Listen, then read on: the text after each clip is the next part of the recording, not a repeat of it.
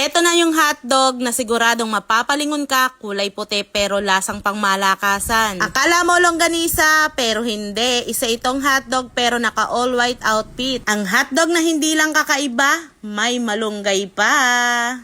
Hi everyone! Muli gagawa po tayo ng hotdog dahil nag-trending ng bonggang-bongga nga yung ginawa nating hotdog. 6 days na nga yung nakakalipas at meron na nga siyang 20 million views. O san ka pa? Kaya naman mga mi, gagawan ko nga ulit kayo ng panibagong recipe about sa hotdog. Healthy na, masarap pa at pang level up sa kainan ng buong pamilya. Ang puting hotdog na ito ay gawa sa malinis na karne ng manok. Yes, karne ng manok po uli ang ating gagamitin.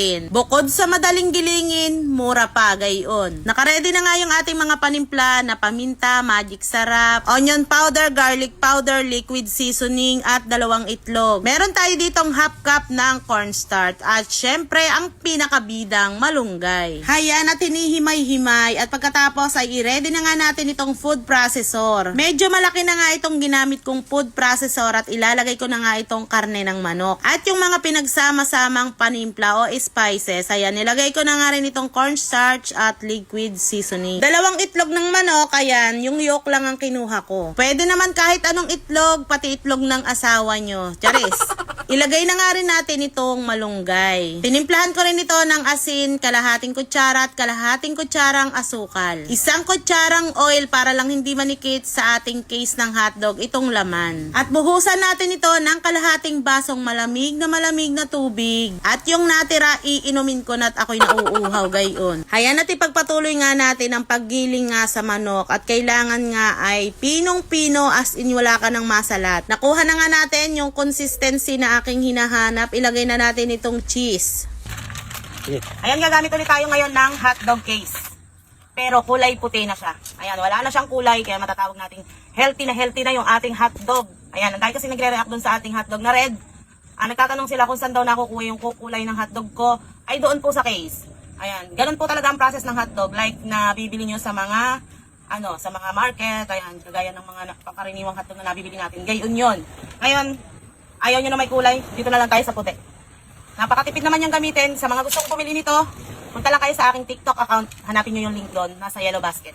Pati itong ating sausage maker. Nasa TikTok account din. Ayan, ganitong karami muna ang aking gagamitin. Kasi madami na to. Ayan. Kanya mahaba na yan. Matipid lang tong gamitin. Lalagay muna tayo dito ng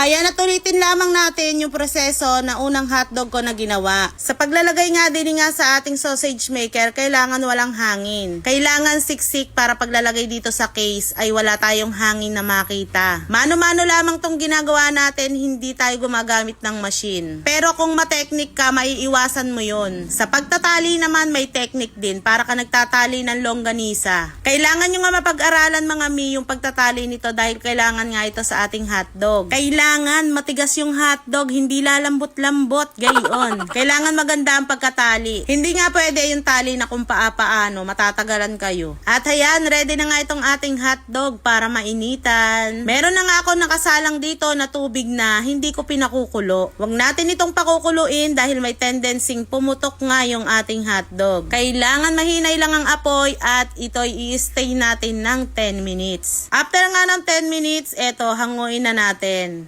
At tingnan nyo naman na pagkakaganda nga ng ating hotdog. Ito na puti, wala nang kulay yan. Healthy na to. Huwag nasabi nyo naman hindi healthy to.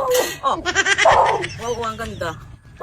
Sausage. Wow. Hayan, at dahil ako nga'y excited, kahit mainit pa'y pinutol-putol ko na nga ito. At syempre, kailangan natin itong tikman at magtatry tayo magluto. O, diba, tingnan nyo naman, hotdog na hotdog, kulay puti lang. Hayan, at sa isang non-stick na kawali, naglagay tayo ng mantika at ihulog na nga natin itong hotdog. Sa mga nagsasabi, yun daw kulay pula na hotdog ay hindi healthy. Kaya ayan, gumawa tayo ng puti. Pero sa totoo lang, alam ko kumakain ka rin ng hotdog, yung binibili natin sa kung saan. Ano bang pinagkain pagkakaiba nun, ganun po ang process ng paggawa ng hotdog na pula. Sa balat talaga nanggagaling ang kulay. Sa totoo lang, ang masama yung abusado ka sa pagkain. Kung aaraw-arawin mo ba ang pagluluto ng ganung hotdog, masama talaga yun. O ngayon, nagluto ako ng bagong hotdog, white hotdog na may malunggay. Tamang-tama ito para sa mga batang pihikan. Kaya naman, kung nagustuhan nyo nga ang hotdog na ito, ay di pa like, follow, and share naman. Thank you for watching. Bye-bye!